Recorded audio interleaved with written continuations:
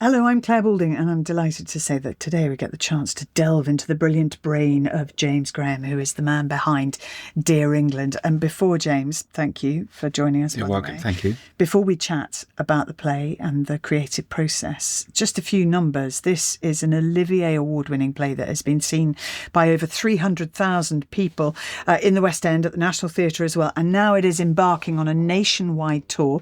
It's going to 16 different venues, which means it's definitely coming to a theatre near you.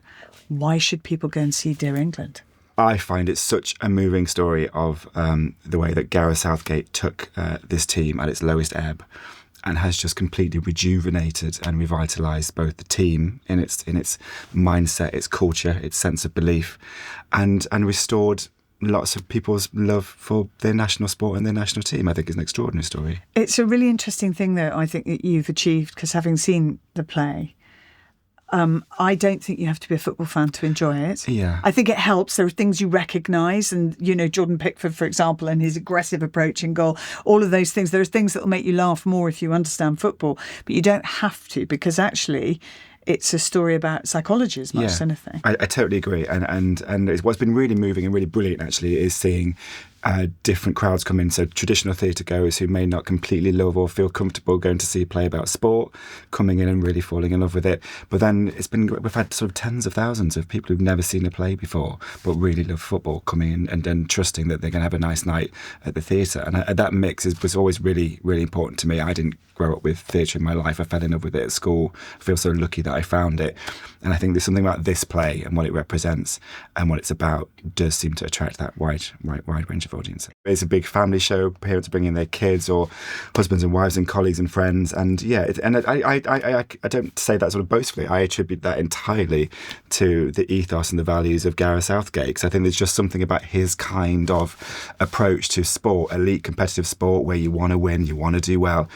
But it was so kind, compassionate, decent and inclusive that for some reason that Gareth Southgate-ism, I think, has crept into the DNA of the play, and it's a really warm, comfortable, joyful night at the theatre. I think there's also within it an awful lot of comedy.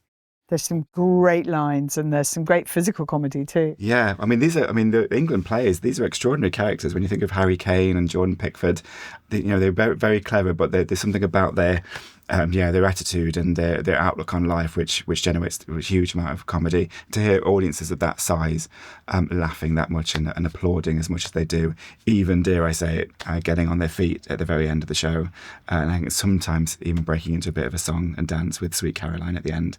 It really matters to me that theatre feels really popular and fun and not like a tough slog. So it's the perfect story for that. Exactly, and that's what I would say for anyone that, you know, isn't a regular theatre goer. It is so uplifting because of that shared experience and the joyfulness with which everyone comes out, I think. Yeah, it's a roller coaster, and I get very emotional watching it still and thinking about it. But it's a story with a happy ending, just not the one that you think. It doesn't involve a trophy, but it does involve something, I would say, much greater. Exactly, and Gareth would say too. Sure. Football is a sport that obviously touches every single region of our country. Is that why it really matters that this is going on tour, the play? Yeah, I think that's a really good way of putting it. It's so important that this play doesn't stay in London. That's an obvious thing to say, but I fell in love with theatre outside of the capital.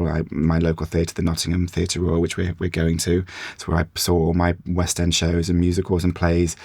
England belongs to everybody. And actually what's amazing about Gareth Southgate's team that he assembled, it felt more representative of the country than ever before. And that includes regionality. When you think of the North East and Jordan Pickford or Jordan Henderson, you got Harry Maguire from Yorkshire, you got Phil Foden from Stockport.